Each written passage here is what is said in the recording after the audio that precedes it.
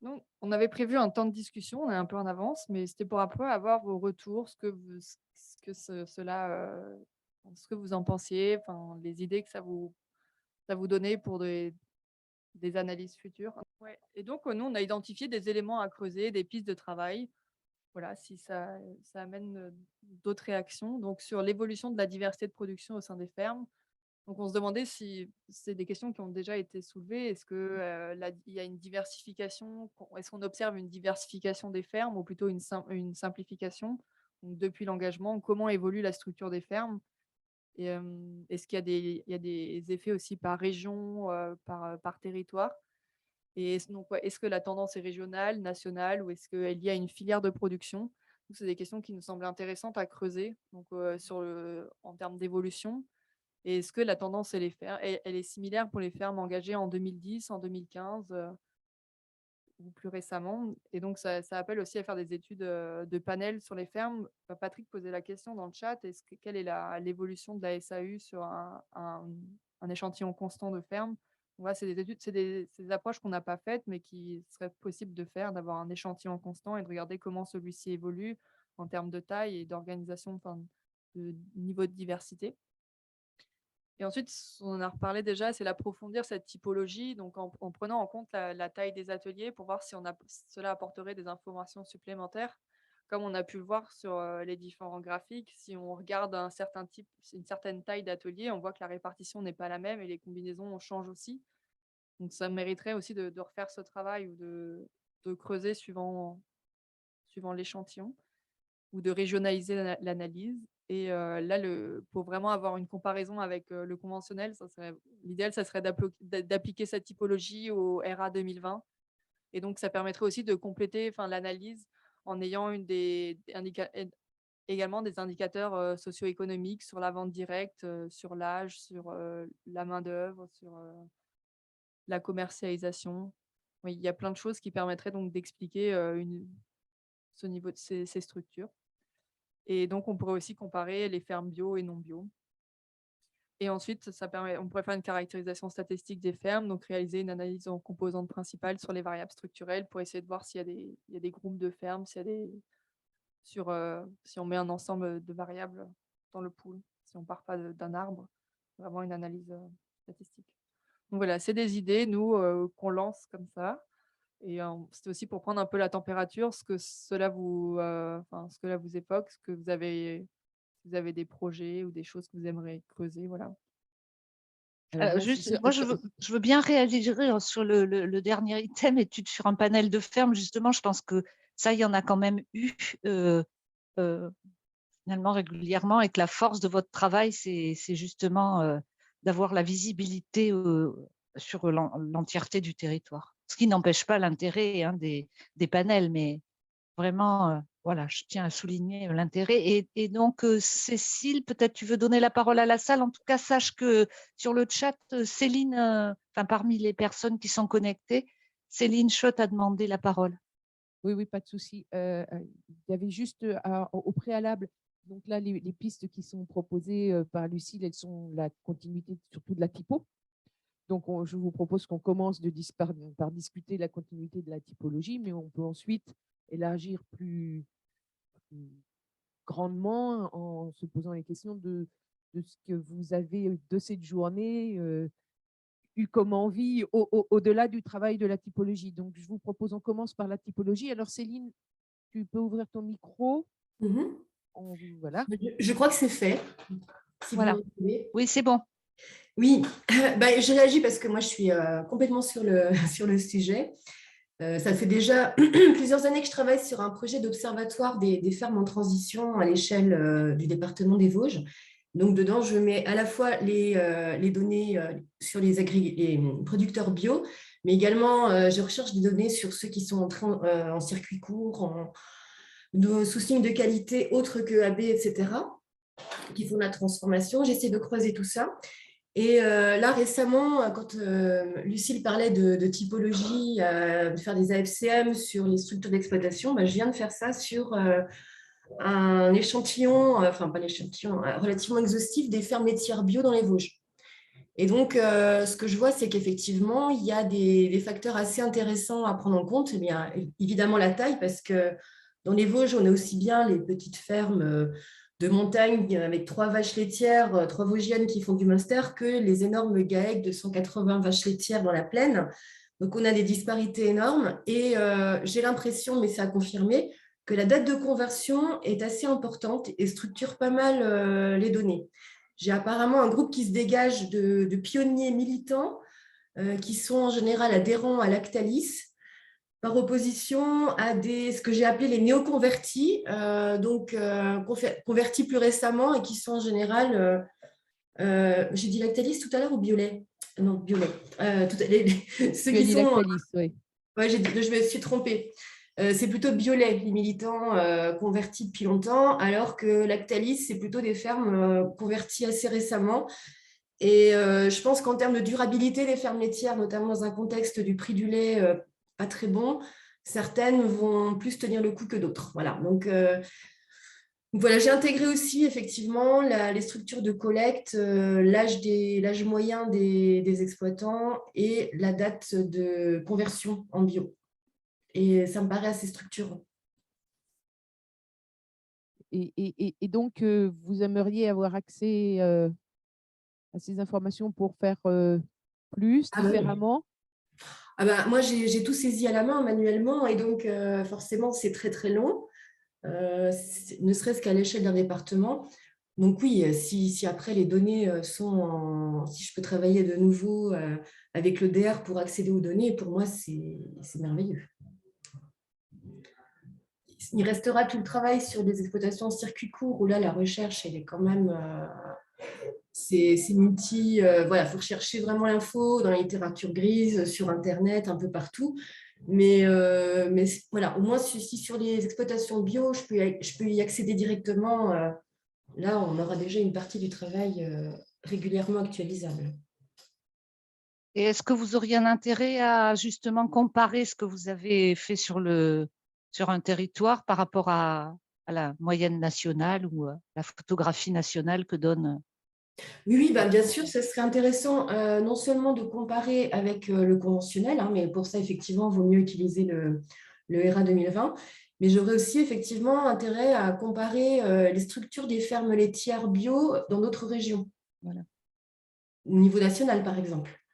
En termes de, je ne sais pas, d'âge moyen des exploitants, taille des GAEC, etc. Enfin, il y a plein de sources de comparaison qui pourraient être utiles. Mais effectivement, certaines des données, comme la production laitière, je les ai eues par enquête directe auprès des agriculteurs.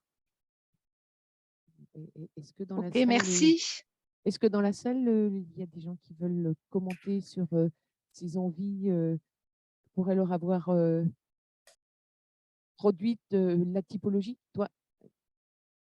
Oui, non, mais euh, voilà. Si les gens veulent s'exprimer, qu'ils puissent le faire. Oui. Oui, dans les envies, on a discuté un peu avec les collègues. Il y aurait de comparer avec la typologie Inosis pour voir comment se situe le bio par rapport à la typologie des chambres. Donc, comparer avec la typologie qui existe Inosis et surtout au-delà, c'est est-ce qu'il y aurait des typologies spécifiques pour analyser par exemple des coûts de production, des analyses économiques. Comme on est en pleine réflexion sur un observatoire aussi qui serait un peu plus économique que structurel, voilà, des réflexions. Est-ce qu'il y aura une typologie spécifique pour pouvoir les... Parce que comment on fait pour calculer un coût de production dans les fermes où il y a 8 ateliers d'élevage, par exemple, aussi? Alors ça, c'est sûr que le travail là, il est sur la structure. Et alors, je me suis posé la même question en me disant, comment est-ce qu'on met des données économiques en raboutant, je regarde. Euh,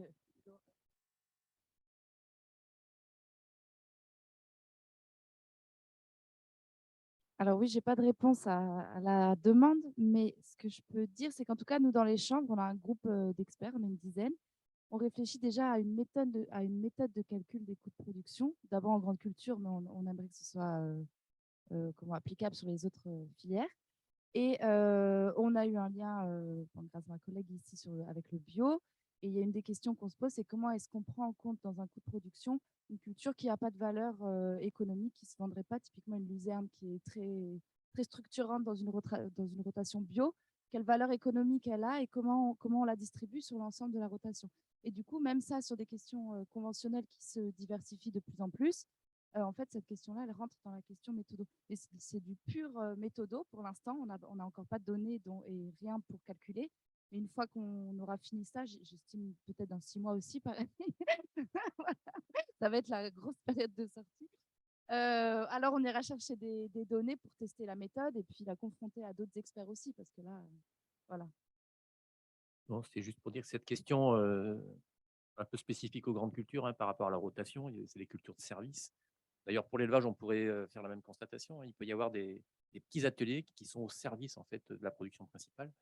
Mais il y a des groupes dans les régions qui travaillent déjà depuis quelques temps sur ces questions-là. Bon, je pense à l'Auvergne, il y a un groupe d'agriculteurs bio qui ont réfléchi justement avec le centre de gestion. C'est un GIE2E d'ailleurs, je crois, en relation peut-être avec Itable, pour savoir quel est le niveau en fait, d'analyse économique qu'on doit avoir. Et c'est sûr que par culture, on rate une partie du dispositif, quoi. Donc, j'espère que d'ici quelques années, il y aura des méthodes en routine pour prendre ça en compte. C'est incontournable. Ouais, donc juste un point, c'est Laurent Piette qui parle pour ceux qui sont à distance. Sur les données économiques, la source principale, c'est le RICA, le réseau d'information comptable agricole. Ouais, donc il y a de plus en plus d'exploitations bio dans l'échantillon du RICA. C'est que c'est un échantillon globalement de 7000 à 7500 exploitations par an. Donc, je n'ai pas le chiffre en tête exact du nombre d'exploitations bio dans l'échantillon, mais en tout cas, le RICA, il n'est pas fait pour. Donc, il n'est pas représentatif des exploitations bio.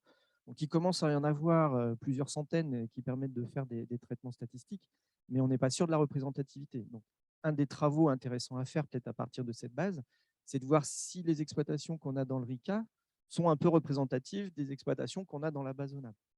Et peut-être un autre point qui pourrait être intéressant en appariant en fait le RICA et la base zonable, c'est aussi peut-être de compléter le RICA sur au moins une donnée qui est la profondeur historique des exploitations qu'on a dans le RICA. On sait aujourd'hui qu'elles sont bio, mais par contre, on ne sait pas forcément depuis quand. Et donc là, la base zonable pourrait peut-être nous le dire. Et donc, ça peut permettre d'enrichir certaines analyses, quoi. Alors, il y a une source de données à laquelle on pense depuis longtemps, c'est les centres de gestion, CER France. En fait, il y a déjà des travaux qui sont faits sur leur base. Et là, c'est d'abord un dispositif pour des données économiques. Donc là, on en rêve un petit peu tous, sachant qu'il y a un nombre de fermes quand même très important. Alors, on n'aura pas les petites fermes, ce qui est dommage parce qu'on va évacuer, parce qu'elles ne sont pas forcément adhérentes si c'est juste pour la TVA. Et il y aurait le problème de couplage avec RICA, par exemple. Mais là, il y a des outils statistiques qui permettraient de recaler des échantillons pas forcément représentatifs avec le RICA. Du coup, ouais, juste un complément sur ce que tu dis, Marc. Oui, évidemment, de toute façon, il y a la plupart des comptabilités qui sont dans le RICA, elles sont en fait issues des centres de gestion, et donc CER France notamment.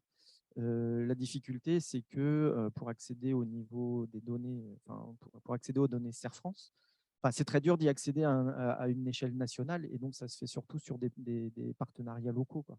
Moi, j'ai une collègue, Audrey Dier, à Rennes, qui travaille en partenariat avec le CER France d'Ille-et-Vilaine, et donc qui peut effectivement avoir des données comme ça sur un échantillon beaucoup plus important, mais ça reste très local.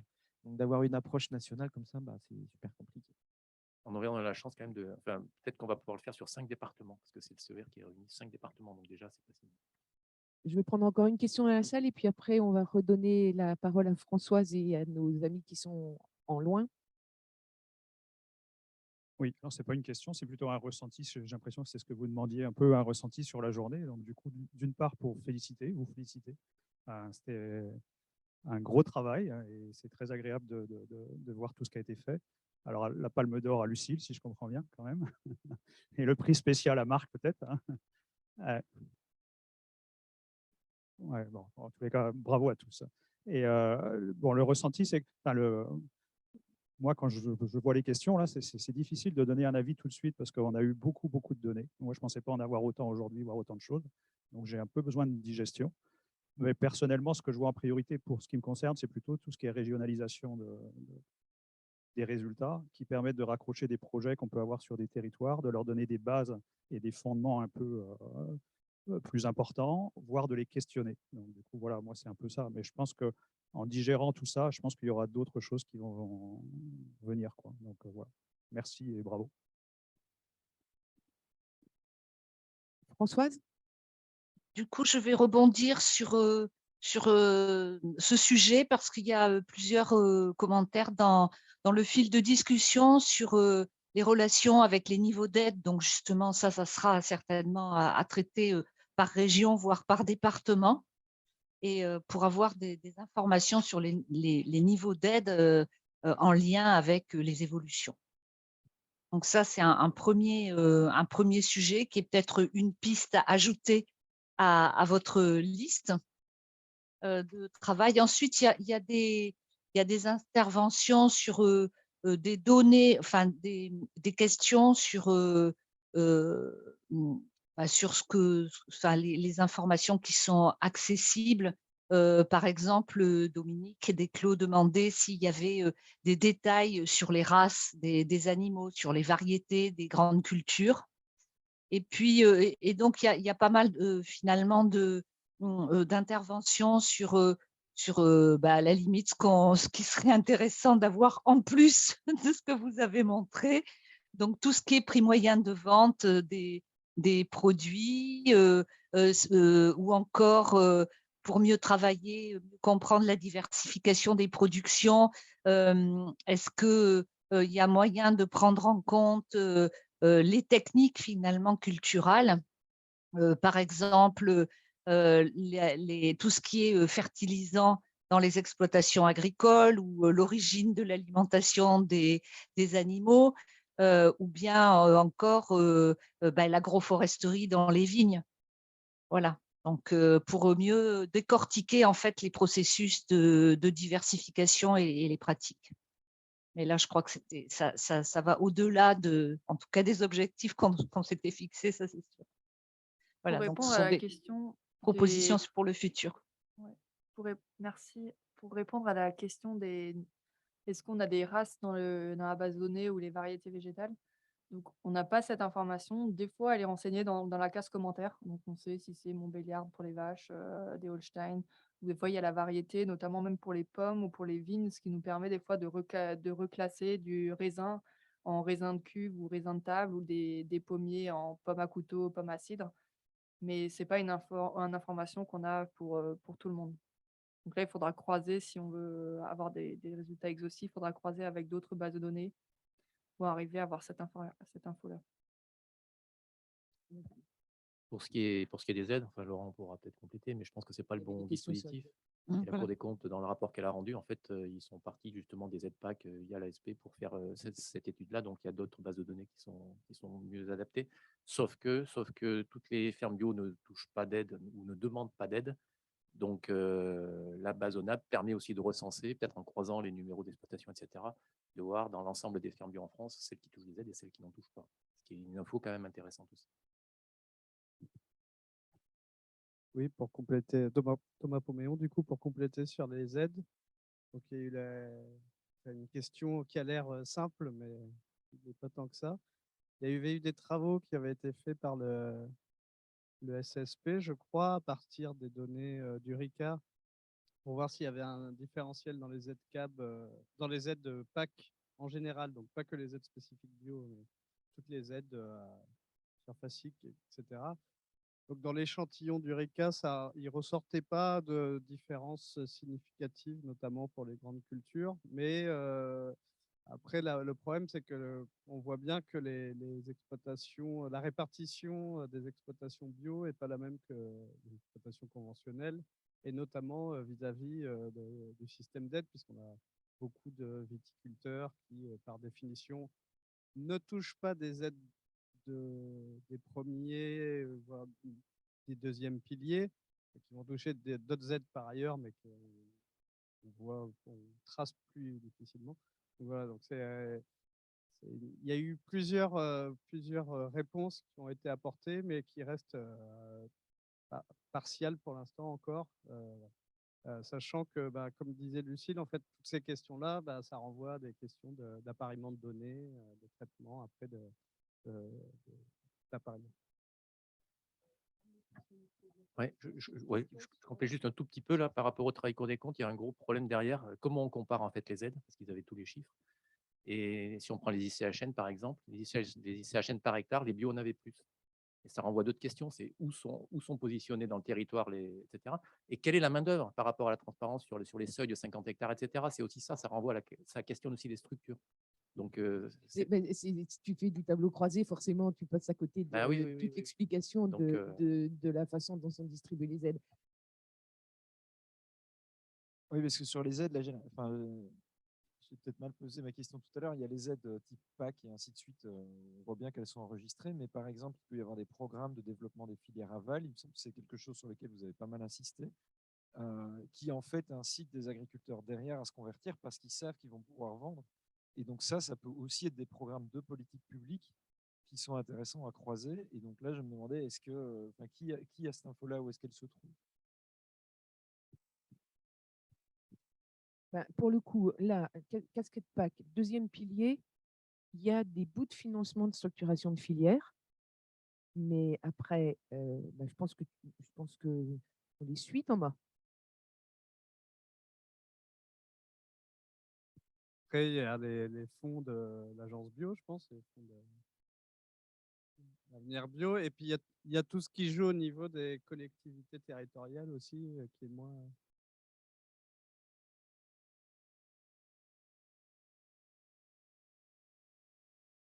pas que, je sais pas.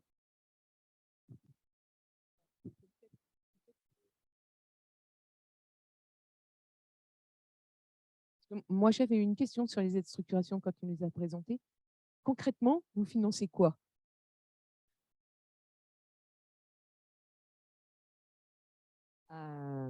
Alors concrètement, on finance quand même la grande partie des financements s'oriente vers de la grande culture et en particulier dans le sud-ouest.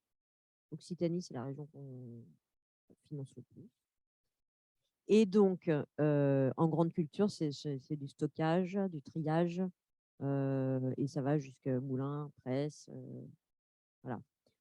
Sur les autres filières, c'est aussi du stockage et de la transformation, du froid, voilà, l'équipement. Alors, ce sont des investissements donc matériels pour la plus grande part. Et il peut y avoir de l'investissement immatériel en communication, en conseil, et voire des effectifs qui sont vraiment dédiés au projet et qui sont durables. Voilà. Et dans nos cofinanceurs, en fait, on a effectivement la région, beaucoup, l'agence de l'eau, et puis ensuite tous les dispositifs autour de l'énergie, voilà, les ERDF, etc. Enfin, ou les filiales qui financent.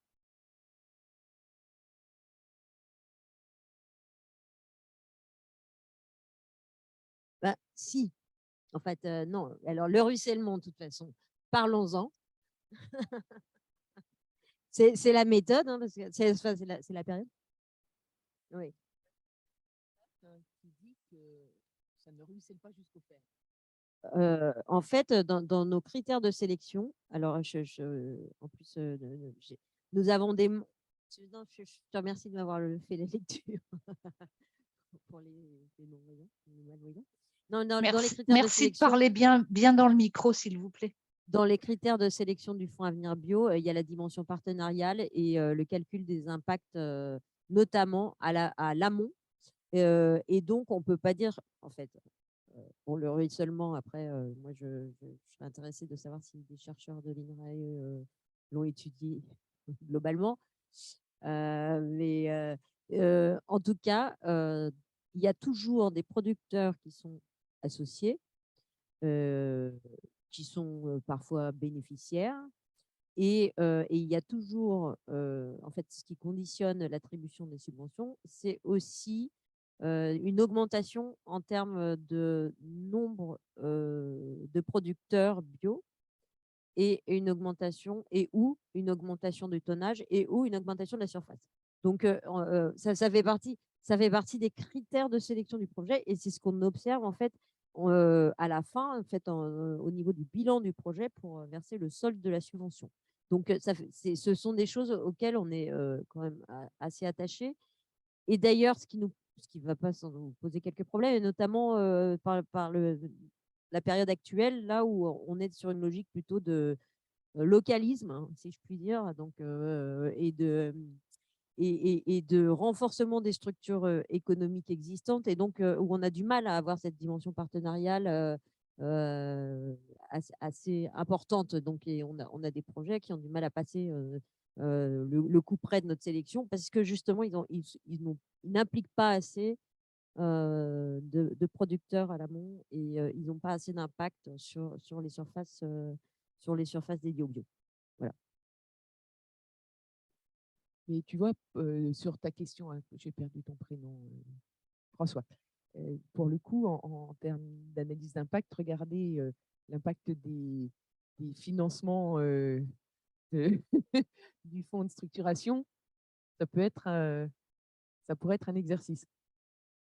Moi, je suis ultra preneuse. Alors, en plus, enfin, c'est pas avec toute la modestie de nos ambitions, évidemment, à l'Agence Bio et pour le Fonds Avenir Bio en général. Mais juste pour signaler que l'année prochaine, ce sont les 15 ans du Fonds Avenir Bio. Donc, on est encore plus preneur.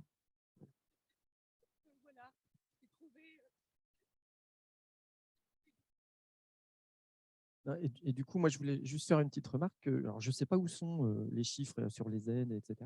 Mais qu'en tout cas, on n'en a pas beaucoup parlé cet après-midi, mais Lucille l'a mentionné ce matin. Enfin, ça a été mentionné. Justement, la chance, c'est que dans la base qui sera mise à disposition, il y a aussi les opérateurs d'aval. Donc, il y a sûrement peut-être moyen d'avoir des approches intelligentes pour essayer de voir s'il y a justement si c'est la poule et l'œuf, ça va être compliqué, mais il y a des méthodes pour ça, quoi. De voir si, quand il y a un nouvel opérateur qui s'installe à Laval, est-ce que ça génère une augmentation du nombre d'exploitations réciproquement. Donc, et c'est super parce qu'au départ, si je me souviens bien, on était parti sur la base vraiment des exploitations, et puis finalement, allez hop, on met aussi les opérateurs, donc ça, c'est vraiment super.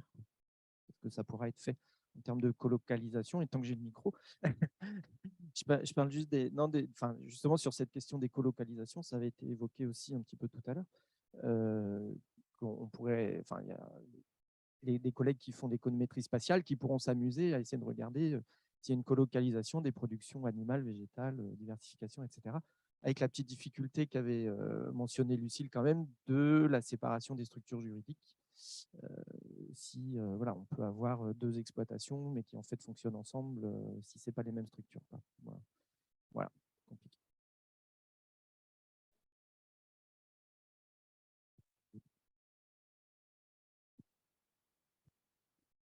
Je pense à quelque chose, je ne sais pas si c'est très pertinent, mais dans le conseil, on a aussi très localement des conseils régionaux ou départementaux qui financent des diagnostics, qui financent des petites choses sur l'exploitation et qui poussent peut-être des exploitants à y aller, ou de la formation, hein, qui poussent des exploitants à aller sur des choses sur lesquelles ils n'iraient pas forcément. Et ça, pareil, pour cette question, je crois qu'on n'a pas trop de moyens pour l'instant de... Ouais, et voir l'impact. Est-ce que leur politique ultra locale a eu de l'effet?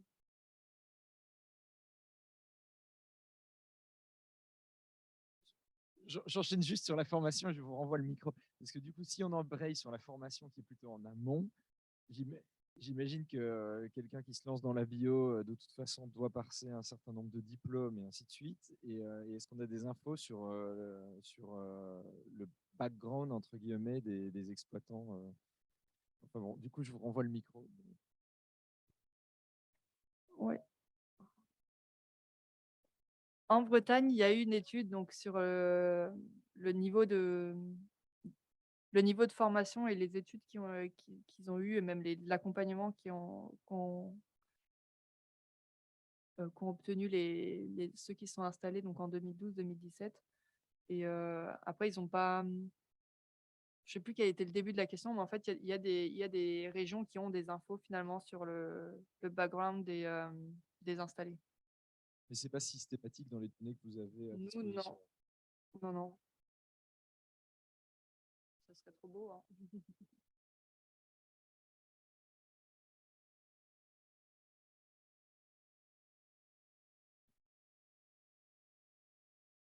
pour finir, enfin, ou pour compléter en tout cas sur les aides, il y a aussi notre difficulté quand on parle de ça, c'est qu'il y a il y a le crédit d'impôt bio qu'il faut mettre au bout de tout ça et qui est assez significatif en termes d'appui qu'il représente, en termes de personnes qui couvrent, et d'ailleurs qui est peut-être plus significatif finalement que les aides CAB, en tout cas dans dans la durée, quoi. Et sur ça, il faut avoir les données fiscales. C'est un autre problème. Mais ce dispositif est très, très important, je pense, pour comprendre les incitations en termes de politique publique. Moi, je peux juste ajouter, si on en est sur les idées aussi de travaux. Ouais. Enfin, voilà, moi, je travaille sur la démographie des exploitations, plus généralement, quoi. Et jusqu'à maintenant, je travaillais beaucoup, toutes exploitations confondues, à partir soit des données de la MSA ou des données du recensement, etc. Et souvent, j'avais justement une question à la fin des exposés, c'est est-ce que c'est pareil en bio? Est-ce qu'il y a les mêmes évolutions en termes d'agrandissement, de sortie, d'installation, etc. Et donc, il y a une variable bio dans la MSA, mais il faudrait vérifier. Je ne suis pas sûr qu'elle soit tout à fait adaptée. Donc là, voilà, je pense que c'est une base qui va être vraiment hyper intéressante pour voir ça, quoi. Avec une profondeur historique suffisante, le fait que ce soit des données de panel, etc. Donc, vraiment d'étudier ça à l'échelle individuelle pour appliquer les méthodes que j'utilise d'habitude sur toutes les exploitations. Et donc, comme ça permettrait de voir si effectivement il y a une dynamique différente entre conventionnel et bio, quoi.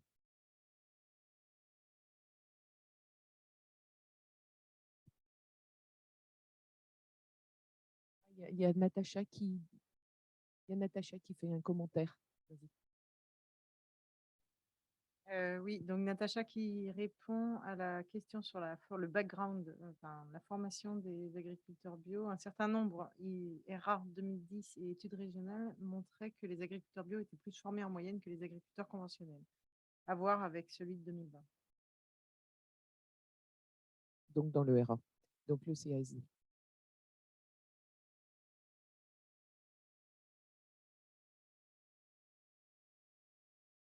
Vu que tant qu'on a encore le micro, je voulais juste, vu que on va clôturer le projet, mon contrat prend fin le 2 novembre.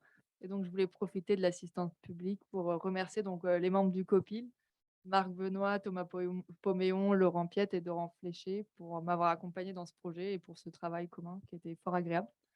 Voilà, et l'agence bio pour l'accueil et l'INRAE pour le financement. Voilà, c'était mes derniers mots. Et nous, on t'adresse nos félicitations de nouveau. Tu as bien rempli les objectifs, donc on est très contents. On espère que ça va être un support pour de nouveaux projets qu'on nous proposera aux appels pour Métabio, voire d'autres guichets, mais en tout cas que ça va être porteur pour de nouvelles recherches et de nouveaux éclairages. C'est ton mot de la fin, Françoise? Oh bah oui. Ton mot de la fin? Voilà, et dans le fil de discussion, il n'y a plus de questions, seulement des remerciements et des félicitations. Voilà, à Lucille et à toute l'équipe qui a conduit ce beau projet. Voilà, donc on vous donne tous rendez-vous les 21 et 22 mars à Saint-Malo pour construire et réfléchir à des nouveaux projets de recherche en utilisant cette base, mais pas que, sur l'agriculture biologique dans le cadre de la poursuite de Métabio. Merci beaucoup à tous de vous être déplacés et ou de vous être connectés. Merci à l'équipe, merci à l'agence bio. Ce n'est que le début d'une grande aventure, d'une grande histoire d'amour, exactement. J'en suis sûre, non, parce que ça a été, je tiens à le dire, d'un pragmatisme et d'une efficacité remarquable. Donc, comme ce n'est pas toujours le cas avec nos partenaires, et ben, quand c'est le cas, il faut le dire. Donc, merci beaucoup. Je suis sûre qu'on va encore faire plein de choses. On a d'ailleurs sur le... Voilà, c'est les petits bras. Donc là, on va faire en sorte aussi de continuer de renforcer, de supporter les petits bras, les nôtres aussi. Donc, eh bien, on voit qu'on a beaucoup à gagner de ces travaux en commun. Exactement. Pour aller de l'avant. Donc, on va clôturer la journée. On va vous souhaiter un bon week-end. Un bon week-end. à un tous. bon retour à ceux qui doivent regagner leur Qui doivent- pénate. Voilà, en Et espérant merci que- à toutes et tous de votre participation.